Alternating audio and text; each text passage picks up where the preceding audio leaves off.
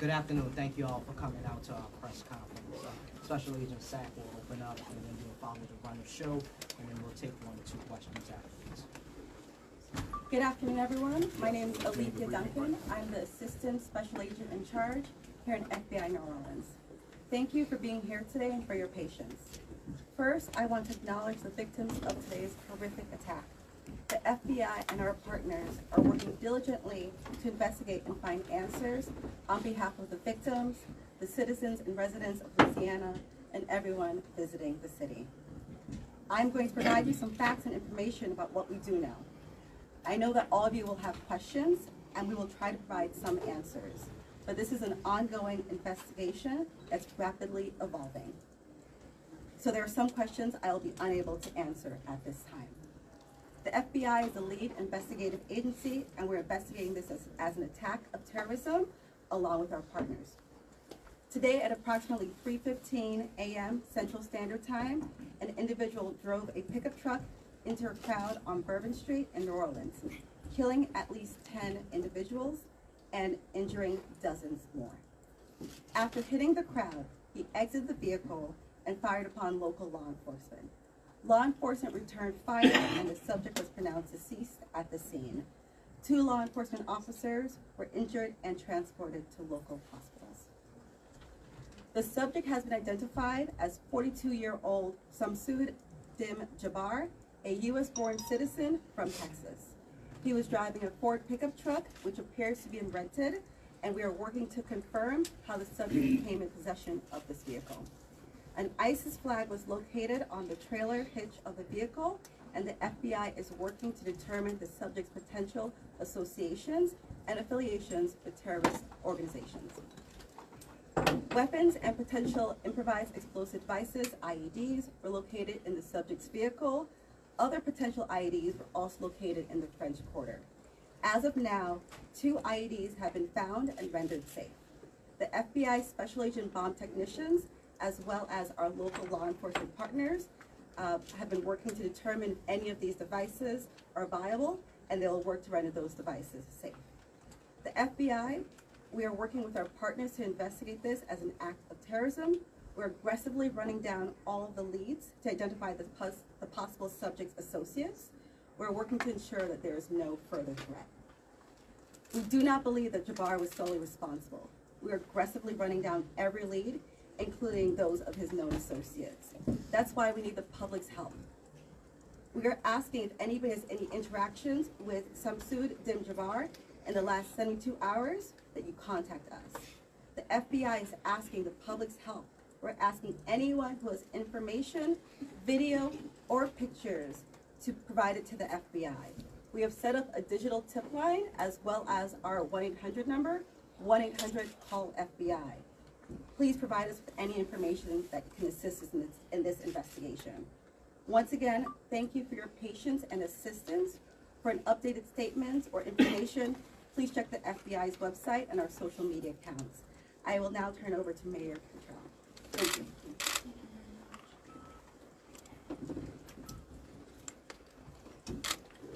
Thank you, Agent Duncan, for your leadership and the full support of the FBI.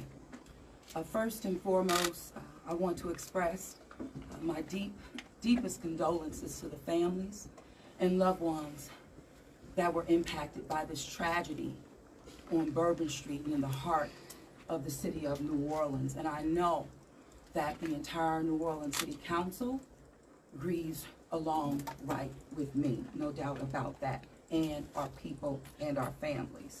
Thank you. Perfect. My priority will continue to be to ensure that victims that remain on Bourbon Street now will be serviced and removed as soon as possible. But as stated, the FBI is in charge of this investigation and are doing everything necessary to make this happen.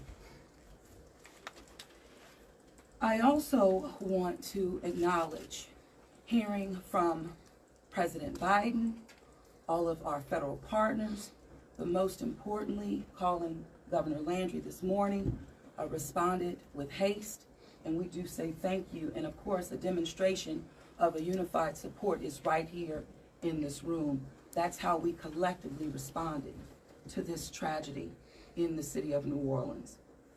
The mission now is to facilitate, support, and coordinate safety procedures to keep our residents and our visitors safe.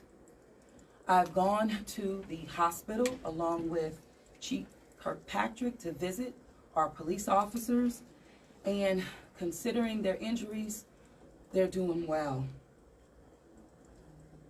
As I mentioned, this investigation is ongoing, and the FBI remains the lead in the investigation. It is an active crime scene as well. We are committed, no doubt, to uncovering all details surrounding this tragedy. And we are taking every necessary step to put even more safety procedures in place, especially given the nature of the investigation. I'm going to ask people to do not go around our secured area if there is no essential need to do so. It matters, and again, it is an active crime scene. I also want you all to know that the Greater New Orleans Foundation has set up a fund to assist victims, and that information will be provided to you. Thank you, Ganath. Thank you. Again, I want to thank this unified team. We're leaning in. We will be relentless, and we will do everything that it takes to render real justice. This team will. I want to also just thank our citizens for your heartfelt prayers. New Orleans is a world-class city, and I can say that I've heard from world leaders all this morning and up until now, in addition to my brother and sister mayors across this country. They're calling, they're responding, and they're standing with the city of New Orleans. And what they always say and want me to reiterate, they understand the resilience of this community. And we're strong in that regard, and I will say second to none. So with that, I'm going to turn it over to our governor, and as I mentioned, who has not wavered any in leaning in, providing the necessary support, and standing right here with me, and I say thank you, Governor. And I know the First Lady is standing with us as well. Thank you, Madam Mayor. Thank you. Again, I want to thank the mayor. Since about 3:45 this morning, when she called me, we have all been working just around the clock to both secure the city and to solve this act. You know, again, I want to reiterate that our prayers go out with all of those who have been affected by this tragedy. I want to thank our law enforcement officers. I want to thank our medical personnel. I want to thank our first responders. And most importantly, I want to thank the two New Orleans police officers who not only laid their life on the line, but were able to eliminate the threat this morning. Let me say, we have made public safety a state priority from day one. And I think that if you look around me today, right now, and you look at the people who are standing around, that is their commitment as well. We intend to be transparent in assessing any defects that may have existed in the system so that we can address them. It's the only way to ensure that any mistakes that were made are corrected. Specifically, we have been trying and working very diligently to address security concerns in preparation for the Super Bowl since October. And it's interesting because, ironically, in preparation for the Super Bowl, I had intended to issue an emergency declaration tomorrow so that we could bring all of our federal, state, and local agencies to bear in preparation for the Super Bowl and Mardi Gras. But because of the events today, I have amended that emergency declaration and issued it today. So again, that declaration will allow our federal, state, and local partners to bring all of the resources necessary to get this city safe. In light of that executive order, I have also ordered the mobilization of a military police company. I have asked General Freelou to mobilize the military police company to assist both New Orleans Police and LSP and the FBI. It is important for our citizens and guests of this state to know that we're doing everything we can to secure their safety in this city. We want to make it clear, the Superdome and the surrounding area is safe. But I've always said that the safety of this entire city is something that is always paramount to me. With that, I would like to turn it over to Jeff with the Super Bowl. Jeff Dunn.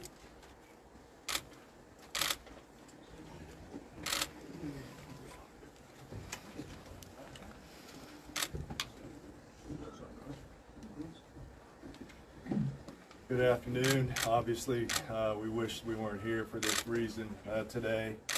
The Sugar Bowl Committee has a 90-year history of being a good corporate citizen for the city of New Orleans, and that's why this tragedy hurts us as much as anybody right now. So our condolences, thoughts, and prayers go out to the victims and their families as we all work through this.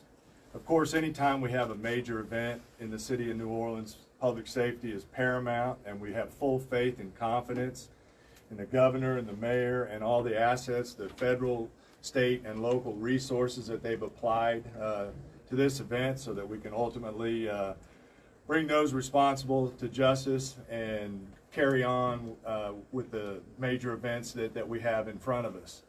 Speaking of which, we were scheduled this evening to have a CFP quarterfinal played in the Superdome at 7:45. We have been in consultation with ESPN, with the College Football Playoff, with the Southeastern Conference, with the University of Georgia, with Notre Dame. All parties and all agree that it's in the best interest of everybody in public safety that we postpone the game for 24 hours. Work is fast about to set up a safe and efficient and fun environment for tomorrow night. There'll be more details on that in the coming hours, but for now, that's the plan, that we're going to move forward and play the game. And again, we reiterate our thanks to everyone up here for the important work they're doing. We live in the fun and games world with what we do, but we certainly recognize the importance of this, and we're going to support it 100%. So thank you. I'd like to bring up Senator Kennedy.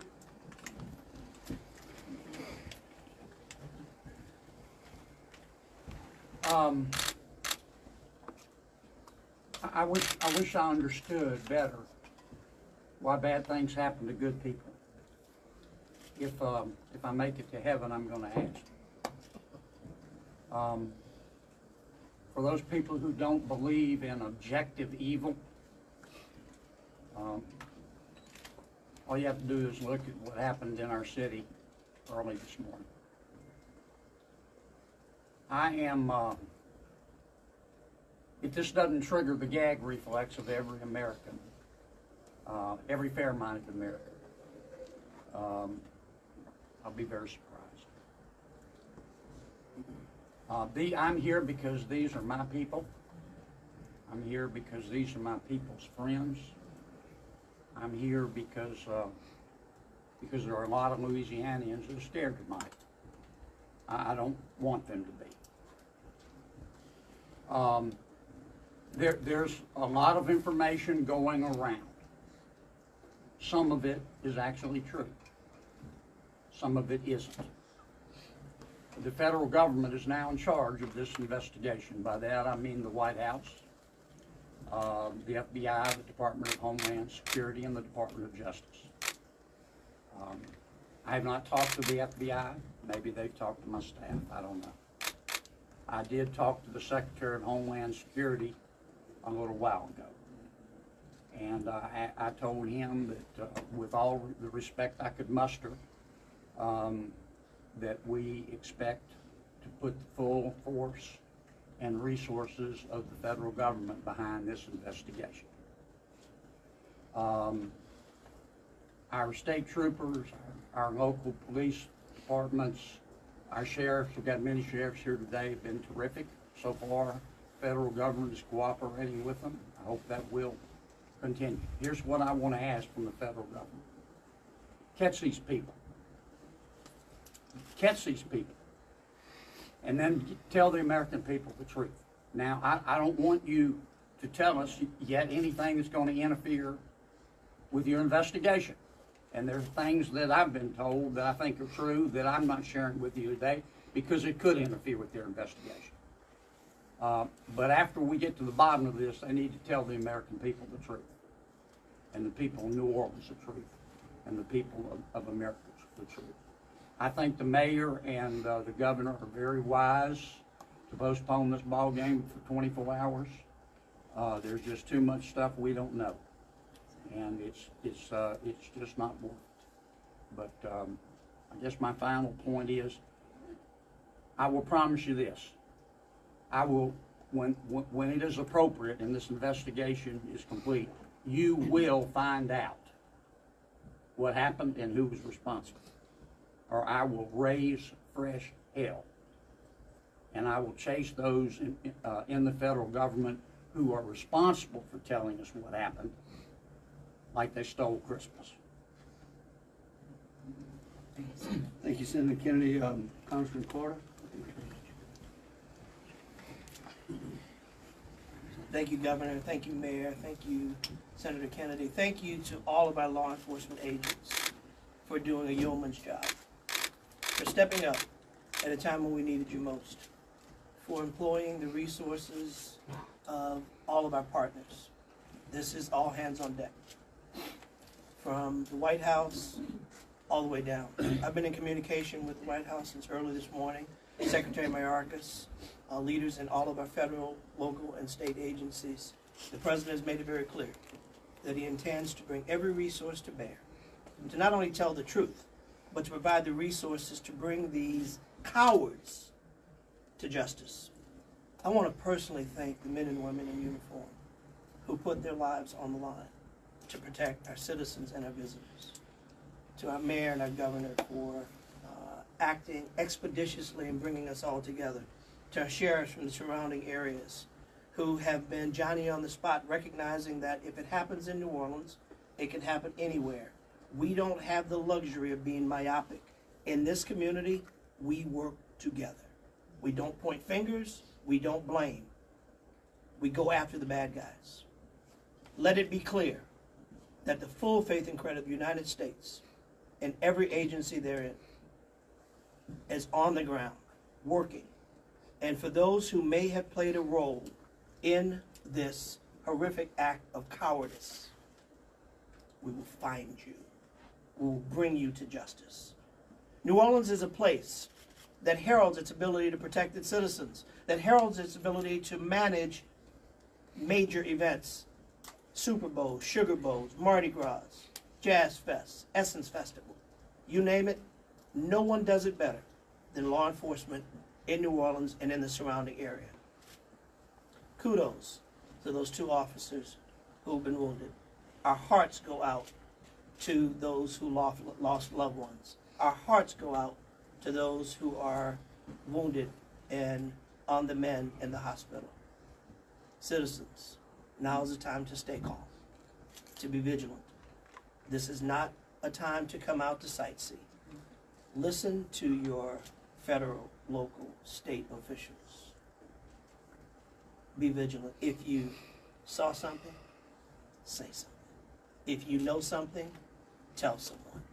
There are tip lines, there's information available. Please, all hands on deck. Rest assured that the decision that was made to postpone the game was not done lightly. It was done with one single thing in mind: public safety. Making sure that the citizens and visitors of this great city, not only for this event, but for every event you come to in Louisiana, that you will be safe. And we will use every resource possible, as the governor has said, as the mayor has said, and every law enforcement agent here has said.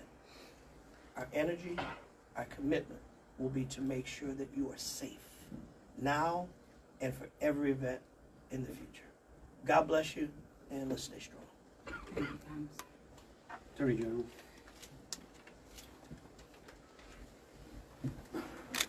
I first want to extend my sincerest condolences to the families of the victims.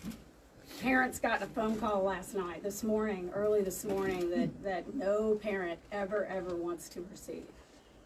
And as a parent of children who come to New Orleans and spend time here, I know that that is just something that, you know, we hold our breath sometimes till they're home safe, and some people did not come home safe. And we also have some people who are fighting for their lives right now in the hospital. So I'd ask everyone to pray for them. They need our support and they need our prayers. This was a heinous act, a heinous, cowardly act, and we will find them and we will bring them to justice. My office will be providing both investigative and prosecutorial support to the City of New Orleans, to the District Attorney Jason Williams in New Orleans, as I have done for months. We will continue to do that. We will provide the governor with whatever support that he needs, and the Governor's Office of Homeland Security, whatever support that they need. I'll be here to help. I will be here to stand with the City of New Orleans. We will bring them to justice. Thank you. Thank you.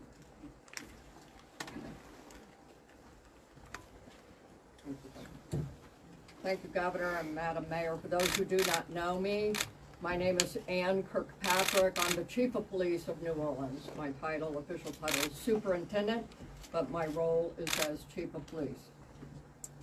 You know, you've heard some of the details today, and over the last 24 hours, we've had approximately 400 officers in the French Quarter. And as we know, this is not just an act of terrorism. This is evil. And when we face evil, we have a choice. We can run in fear, or we can indeed stand in strength. At a time of crisis, people are looking for leadership. You are looking at the leadership. And I promise you, as the Chief of Police of this city has been tried by fire before. But fire purifies. Fire makes things stronger. We have a plan. We know what to do. We are going to get these people. There is a path forward. Very pleased that we will be back to having a wonderful game tomorrow night. New Orleans police have proven their ability to make the city safer. Just 2 years ago, we were the murder capital of America. Today, from that time 2 years ago, we have driven our murder rate more than 50% down. So we have a track record. But this is different because it's terrorism. Now I want to thank all of our law enforcement partners. You're fabulous, and we appreciate the partnership. But last night, 3 of our officers engaged this terrorist who shot at them. 3 of the officers returned fire. Those officers did not run in fear. I liked what the mayor said this morning. New Orleans police and all law enforcement is built. We are built for dealing with evil, with things that would cause others to be in fear, but instead our officers, and last night NOPD in particular, stood strong. They did not run. They did kill the terrorist. We have 2 officers indeed who received gunfire. They will be okay. We have personally gone to see them. But this is leadership for you. And I promise, as the Chief of Police of this fantastic city, that I will be strong and firm and fearless. Thank you. Thank you. In wrapping it up, I want to just close with a couple of things. I want to thank Senator Kennedy and Congressman Carter. I want to thank again all of our law enforcement officers out there. I want the families of the victims to know that I will be issuing an executive order that tomorrow, when Notre Dame plays Georgia, every flag of every state building in this state is going to be at half-mast. In remembrance of them, but remembering something else. That fear in this state is a lie. And these folks right here are going to make sure that justice is served. And for the citizens out there that are saying, well, man, do I really want to go to the Sugar Bowl tomorrow? I tell you one thing, your governor's going to be there. That is proof, believe you me, that that facility in this city is safer today than it was yesterday. And as we come to additional events in this city, I know in speaking with Senator Kennedy and Congressman Carter, the FBI acting director, and the incoming administration, that they are going to ensure that this city has the resources necessary to protect our citizens and our guests. And so with that, we'll take some questions. All right, if you could, we'll start over here with CBS. Katie, we'll work our way across the room. If I miss you, just give me a holler. I may not see you. Go ahead, Katie. Thank you, sir. Katie Weiss with CBS News. I mean, I think this has been a really tough day for a lot of people, but at this point, we're hearing that the death toll, according to some FBI sources, has gone up to 15. Is this true? I can speak to it, because unless you have a final number. We do not have a final number. We know that we have confirmed 10, but we did have people who had been transported who were in critical condition. And so I do not know that, but I can confirm 10. And one quick follow-up question, if I may. We know that there have been some local records in Texas about a misdemeanor background on this suspect. Any signs or warnings ahead of time about this person or their plans for what happened this morning? Because that is the investigation part, I will give the FBI. At this time, we cannot go into details about the subject's history. What I can tell you, the person was an Army veteran. We believe he was honorary discharge, but we're working through this process, figuring out all this information. The goal with the FBI is providing with the most accurate and complete information. So once that information is confirmed, we'll make sure we push that out. Thank you. Ariel. At this time, do you know exactly, as far as the victims, how many are from here in Louisiana versus out of state, and their ages maybe? At this time, I can't go into details about all the victims. We want to make sure first that the family is notified appropriately before we put any information out there. So once the families are all notified, then we'll go ahead and release a statement to everyone. And I would ask the press, in relation to the victims and those that are in hospice, if we could just refrain from worrying about them so their loved ones can take care of them, and the medical personnel that are trying to get them out of the hospital can do so. And as information becomes available, we want to respect the privacy of those who are still either fighting for their lives or being cared for. Thank you. A follow-up, if I may. Go ahead. You guys mentioned accomplices. You don't think that the suspect acted alone. About how many more suspects are you guys looking into at this point? It's a range of suspects, and right now with that fact, we do not run a rule or anything else, so that's why we're asking if anyone has had any interaction with the deceased subject Jabbar in the last 72 hours, provide us with this information. You can provide us that information through 1-800-CALL-FBI or our digital tips line, which is available on our social media website, as well as the big FBI website. Can I say something right there? Tell me who you're with. WDSU. WDSU, okay, and CBS. NBC's over here on the right. Oh, that's an unusual position. No. I don't get it. You wouldn't.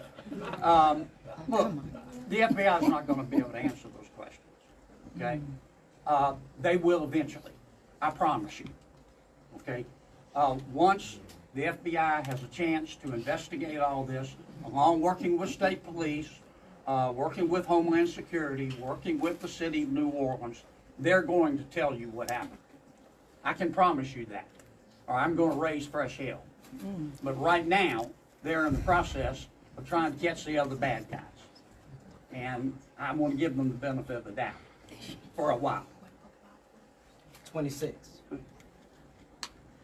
Yeah, I had a question about the victims. I know that there was obviously gunfire exchange, so I guess how many victims were shot and then how many were injured? Look, again, let me reiterate both Special Agent Duncan and Senator Kennedy. There's a lot of, I get that y'all want to know minute details. What we don't want to do is impede this investigation or spend any time talking about things that don't get us closer to hunting these folks down and securing the city. And so at a particular point in time, we will release as much information as we can. But at this time, in relation to the investigation, I would ask y'all to refrain from those.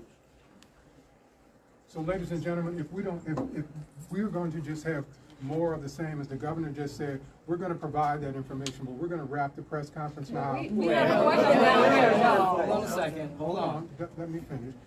You weren't listening. If all of the questions are more of the same, what the governor just said in position, we won't be doing that to provide that information. And if you have a quick, different question, mine's different. then let's Most do that definitely. quickly and move on. Okay? My question. Hold on, we're gonna do this in an orderly fashion. You say there are multiple suspects. Hold on, Hold sir, on, sir. hold on. Think who was next? We had over here. Hi, Rachel Wolf from the Wall Street Journal. You said you were confident there are multiple suspects involved. What makes you confident in that? Is there other? Well, like, why would we tell you that? Well, what? Again, I mean, look, again, we want to answer pertinent questions.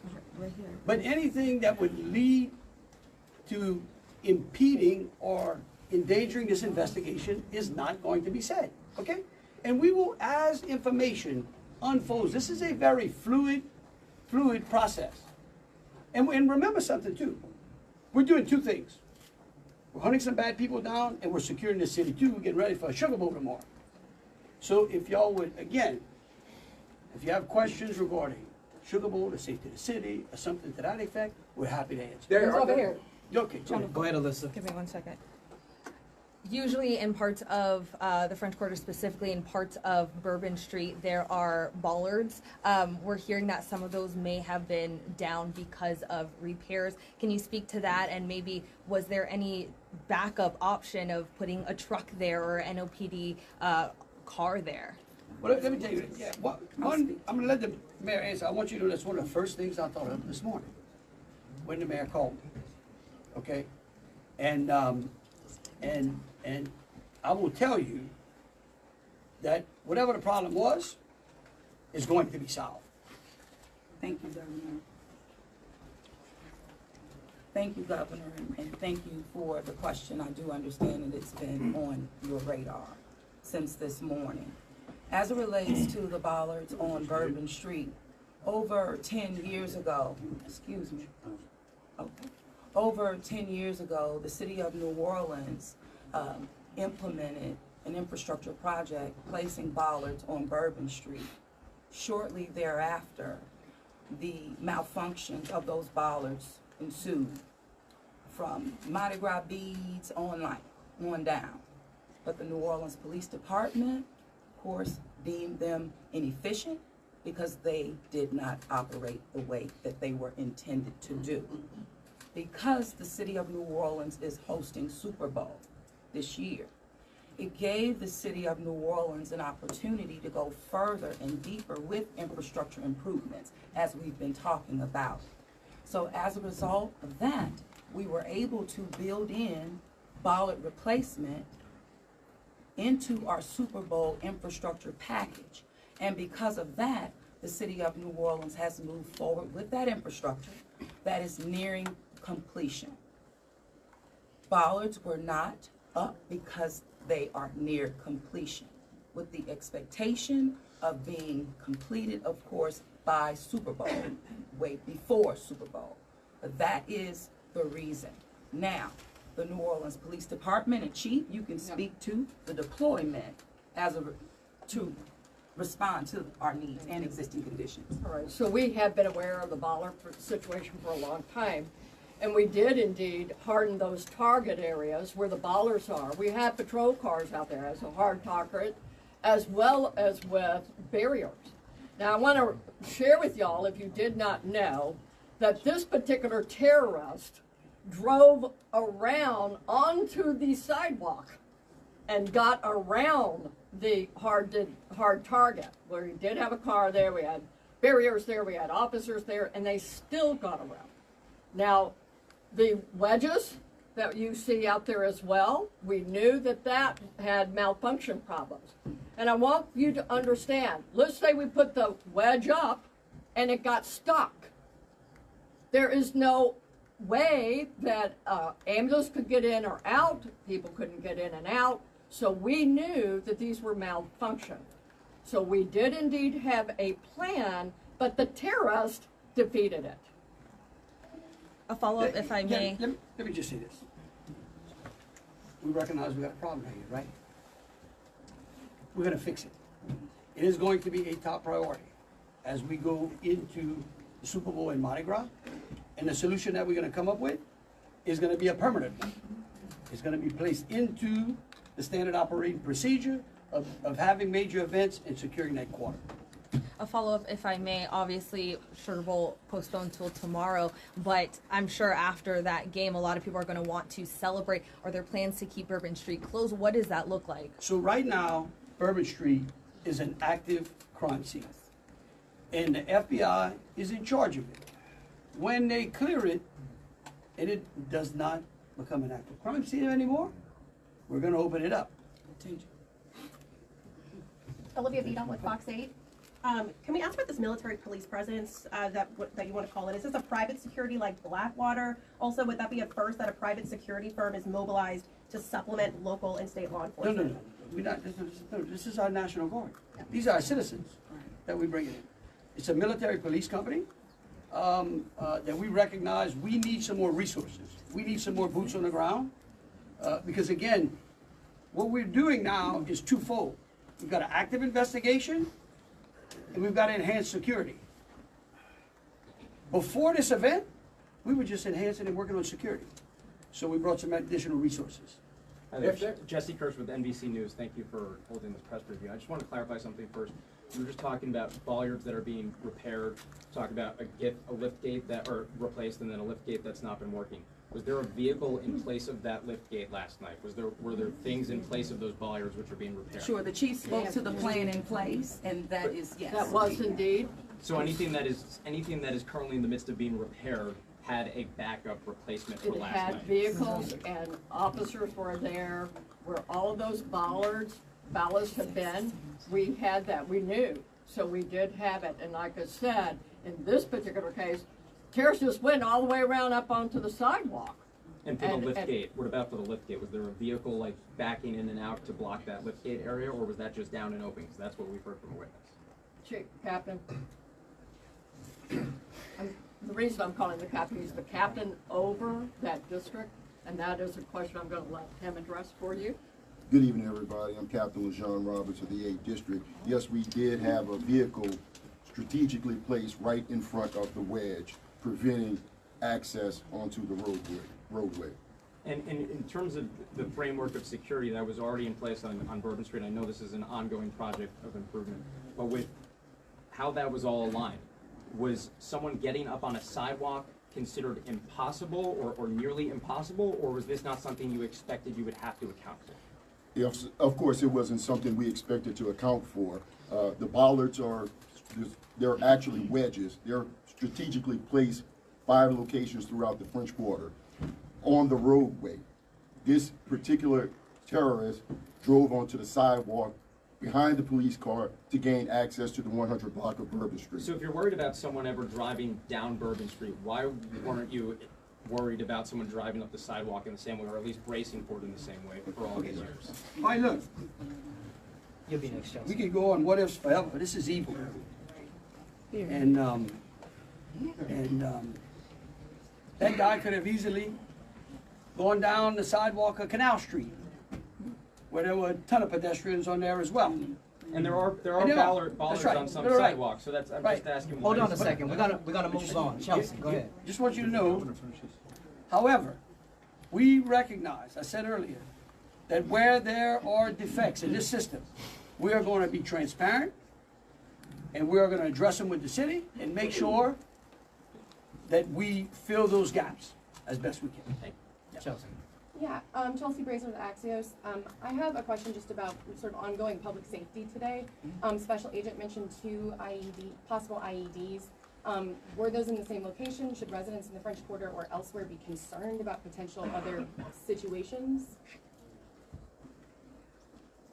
The 2 IEDs, they were in different locations, and what we've done in conjunction with our local and state partners, we've gone through and done a sweep to identify anything that we thought was suspicious, and we have not. However, as I said before, if the public sees something, please reach out to us, that way we can go through and verify that we did not miss anything. But we conducted initial sweeps, I think, starting shortly after our initial Yes, I'm gonna thank you, conference. Agent. I do want to share that we have a plan, and we have been implementing that plan. One of those plans is that we have swept all of these areas. The word swept means we have put officers out there as a grid, walking down the streets, every street in the French Quarter, looking for suspicious packages, bags, ice chests, you name it. And they have been walking it as a grid. We've been doing the same thing on Poydras and all the accesses into the Superdome. Part of the safety plan is we have bomb dogs out there sweeping the Superdome and all the exterior area, and we're locking that down. That will be locked down through the game tomorrow. So that's a part of that safety plan, and we've already been implementing it. Okay, thank you all for Yes, coming out. question back here All for right. the governor on the MPs. How many